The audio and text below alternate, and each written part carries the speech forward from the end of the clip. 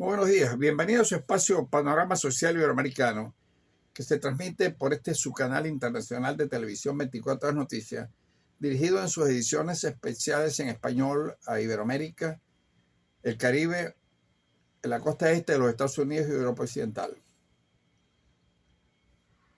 Ese permanentemente se puede observar en los analistas venezolanos de la situación política que atraviesa el país, en su visión doméstica de lo que ocurre en Venezuela, que difiere absolutamente de lo que internacionalmente se tiene la concepción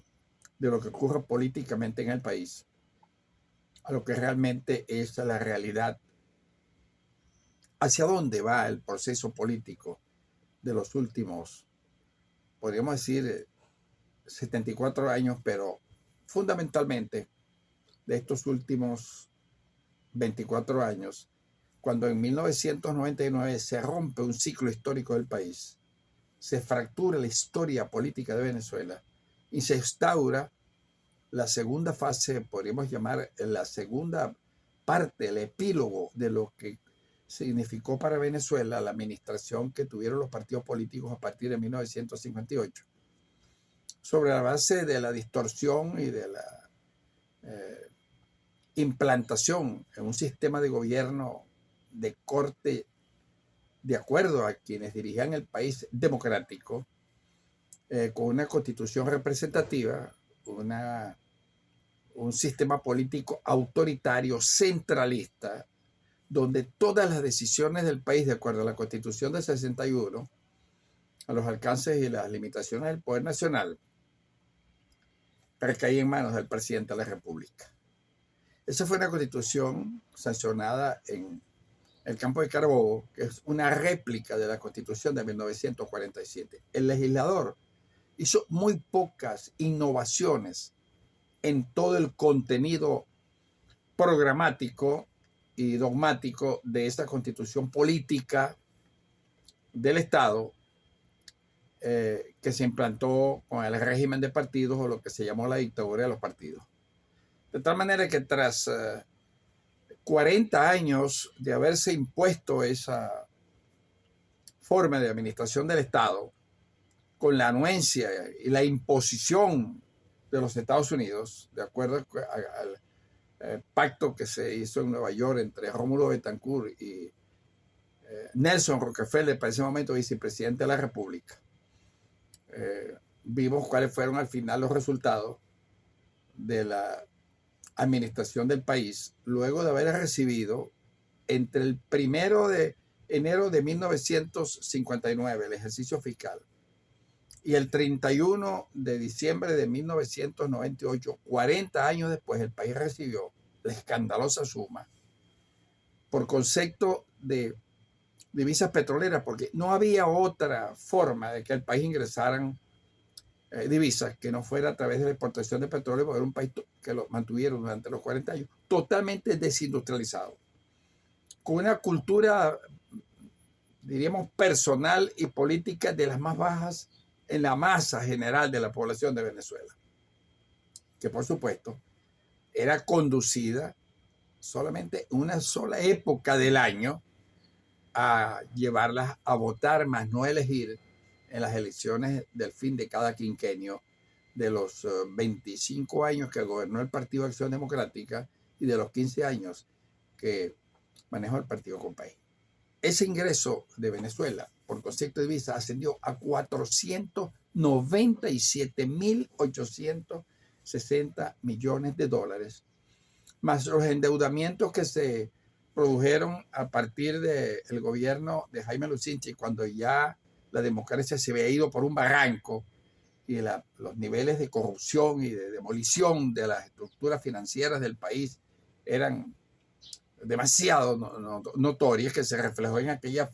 famosa novela de Ibsen Martínez, que recién acaba de morir,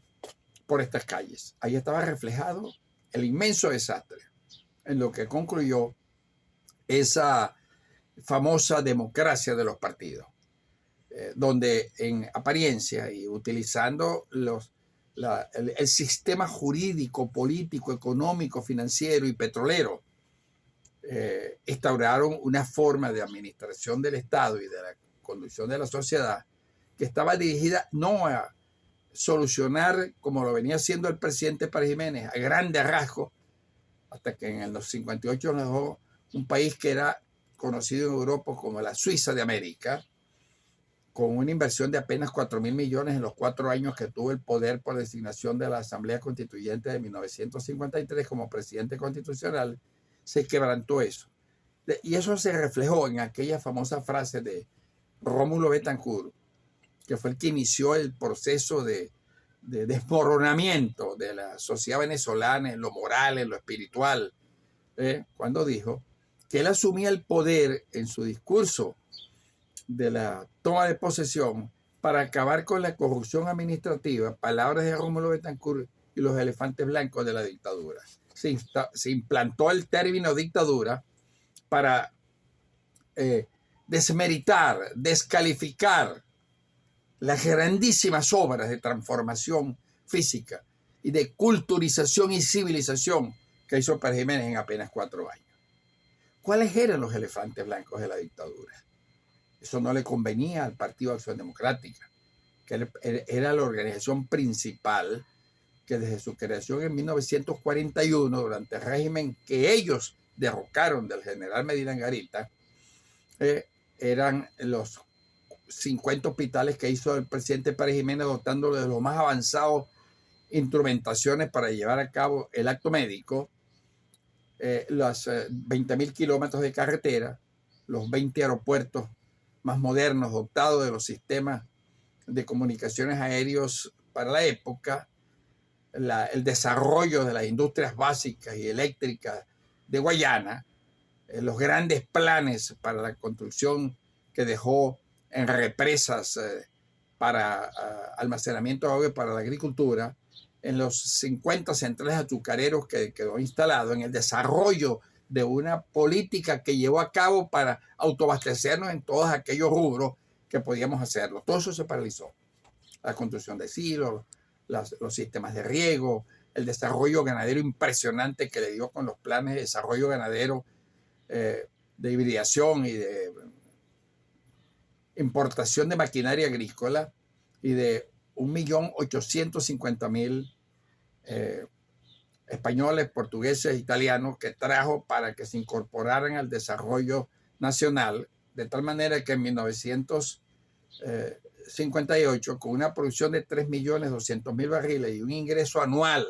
por producto de esas exportaciones de unos 1.250 millones de dólares, que era el ingreso que generaba un petróleo a $2.50 el barril, Pérez Jiménez nos civilizó, sencillamente nos civilizó. Éramos un país anteriormente desarticulado, empobrecido, lleno de malaria, de paludismo, de mal de Chaga, de desnutrición, de enfermedades venéreas, de sífilis, que logró rebasarse, que para la época del 58, la expectativa de vida del venezolano era de 47 años y las de hoy en 78 años. Ese gran desarrollo lo paralizó Rómulo Betancourt cuando dijo que iba a paralizar a los elefantes blancos. Y para combatir la corrupción administrativa, que fue la que ellos implantaron de una forma tan fenomenal, de que los estudios hechos por universidades de varios países, institutos de investigaciones económicos, incluyendo la revista The Economic, de los 499.000 millones más los 40.000 millones de endeudamiento, más la recaudación del impuesto interno en esos 40 años de impuestos sobre la renta, que transformado en dólares fueron 110.000 millones de dólares. Entonces, una masa monetaria que ningún país de América la tuvo, que ha podido ser si se invertía en la continuidad de esos grandes planes de desarrollo. Hoy fuéramos realmente lo que el presidente Pérez Jiménez dijo, que su misión nunca fue entregarle el país a los norteamericanos, porque fue un presidente nacionalista y lo dejó en su obra de gobierno, que fue Venezuela bajo el nuevo ideal nacional, de aquel país desarticulado que vivía en 1.020.000 kilómetros cuadrados, donde apenas nos conocíamos entre los venezolanos. Esa era la desarticulación geográfica que teníamos. Trajo 120 puentes de Alemania, hizo esos 20.000 kilómetros de carretera y empezaron los venezolanos a integrarse desde el punto de vista del componente nacional. Eso no lo dicen, no, porque lo que dicen es que con los adecos se vivía mejor, en medio de la corrupción, la compra de conciencia, la compra de la moral, la corrupción, el desvío de los dineros públicos en nepotismo, en contratos, en comisiones, y ve el país donde nos llevaron en el 98, que la realidad era terrible. Siempre que hago estos programas, doy las estadísticas. Teníamos control de cambio, control de precio y control de distribución de alimentos. Alimentos que eran importados, el 70% del Pacto Subregional Andino de Colombia, que teníamos un intercambio comercial de 4.000 millones de dólares, que era el segundo, la balanza comercial después de los Estados Unidos. Ese país desindustrializado. Ese país donde la educación fue diseñada por un sistema político para mantenernos, como decía Hugo Chávez, sometidos pero con esperanza. Era la misma política de Rómulo Betancourt. De tal manera que si usted lee el documento constitutivo de Acción Democrática y su himno de partido, Adelante a luchar milicianos a la voz de la revolución, y estudia cómo se organizó Acción Democrática para corromper el país, es el mismo fundamento que tuvo el PSUV para organizarse primero como Quinta República y después como partido político, que es la base de Acción Democrática, porque en el entendido del análisis histórico-político del país, el PSUV es la quinta división de Acción Democrática, en lo ideológico, en lo pragmático, en lo político y en la forma de administrar corrompidamente, con los grandes robos que se han cometido, similares a aquellos, pero en un país más pequeño, y se soportaba. Y la filosofía de aquel régimen desastroso que se le impuso a los venezolanos esos 40 años era que en Venezuela no había razones para no robar, como decía Gonzalo Barros. Esa fue la política que aplicó Acción Democrática y que el pueblo de Venezuela, conjunto, masivo, todas las organizaciones políticas, los sistemas bancarios, las organizaciones sindicales, académicas, universitarias, de trabajadores, le dieron el voto favorable a Chávez, dicen uno, pero realmente contra quien votaron fue contra Acción Democrática y aquel inmenso desastre que significó su pasantía por el poder, como este 28 de julio, en una situación muy parecida. El pueblo, la masa, el músculo electoral venezolano votó por y contra Nicolás Maduro. Ese en sentido de sociología electoral, de sociología política, eso fue lo que ocurrió este 28 de julio, más la beneficiaria de ese evento, que no representa los intereses políticos del país ni los intereses de la masa, porque ella es la representante de un grupúsculo cuya pretensión es volver para regresar al mismo sistema político del amiguismo, del compadrazgo, de la corrupción, del control absoluto desde el poder, de gobernar como lo iba a hacer, como lo hizo Rómulo Betancourt con las garantías constitucionales suspendidas, y crear la misma forma perversa de administrar y de dilapidar los recursos. Y hoy se ufanan de que Venezuela es el país que tiene las más grandes reservas de petróleo. Eso hasta ahí llegan. Porque de acuerdo con el doctor Urge, en una reciente análisis que hizo en Venezuela, el país fracasó como sociedad. Y ahí están los resultados. Ahí están los resultados a la vista. Un país que en el 2023, que debería ser el país bandera, carece absolutamente de liderazgo desde hace muchos años, porque el liderazgo más grande en este país, más importante, que lo llevaron a calificar como los norteamericanos mismos, que después lo traicionaron, fue Marcos Pérez Jiménez. Y ese liderazgo lo llevó a conducir el Estado hasta que lo calificaron como el primer estadista del continente. ¿Ves? Entonces, lo que tenemos ahorita es una crisis dirigencial, porque quienes han pretendido de nuevo usurpar el poder por cualquier vía, por cualquier forma, con cualquier negociación oscura, sacando líderes de negociaciones de un cuartucho entre 3 o 4, como ocurrió en esta farsa que se montó para sacar dos candidatos y declararlos, apareció el líder, María Corina Lloris y Edmundo González, dos personajes oscuros. Los líderes no nacen de negociaciones oscuras entre 4 o 5 componentes de la vieja clase política que pretendieron que a través de María Corina Machado y de sus grupúsculos podían volver a recuperar posiciones perdidas. No, los pueblos van hacia adelante y Venezuela, en su forma social, económica, atípica en el continente y que se caracteriza por todo el inmenso desastre que hemos hecho los venezolanos desde la aparición del petróleo a partir de 1939, ahí están los resultados que tenemos. Hoy tenemos un país absolutamente colapsado en todos los órdenes de la vida nacional. Colapsada la industria petrolera, los servicios públicos, los servicios eléctricos, la prestación de la seguridad ciudadana, un desastre inmenso. Y el pueblo sometido a una verborrea de ofertas y de engaños y mentiras y engaños, y el país sometido por unos 50 individuos que tienen secuestrados a unos 18 millones de venezolanos con la oferta de que vamos bien, de que ahí vamos a hacer una potencia, sobre una falsedad y un sistema político que es inviable. No es posible gobernar a Venezuela con una economía bonificada. Ni siquiera se ha podido reestructurar la deuda. Se cayó la industria petrolera por instrucciones de Cuba para que el país quedara sometido a Cuba, que es quien está beneficiándose de los grandes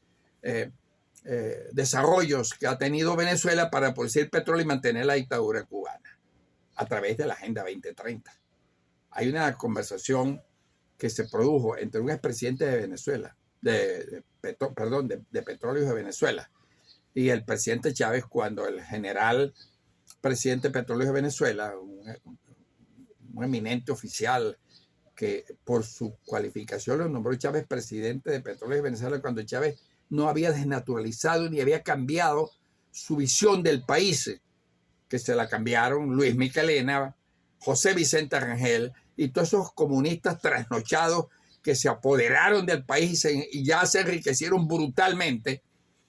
con las formas de administración que ellos criticaban de la Cuarta República. Le dijo el presidente de PDVSA, presidente Chávez, el país está con problemas de salud pública, de servicios públicos, hay que mejorar las condiciones sociales urgentemente. Y Chávez le contestó, general, usted no ha entendido la revolución. La revolución es mantener a la gente pobre pero con esperanza. Eso lo decía frecuentemente Tarek Samir, que se robó los 33.000 millones, según ellos lo acusaron. No pasa nada, una impunidad total. El país se le somete a una verborrea de cadenas de televisión y de radio, llevando a cabo ofertas y defendiendo cosas como el del Esequibo y agarrándose de show políticos para entretener y distraer la tragedia que vive Venezuela. Y lo más lamentable es que estamos seguros que el 10 de enero el actual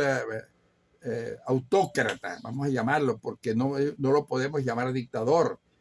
La palabra dictador le queda demasiado grande a Nicolás Maduro. Va a volverse a juramentar en un gran show político con la presencia de representantes de los países que están utilizando a Venezuela como patio de maniobra,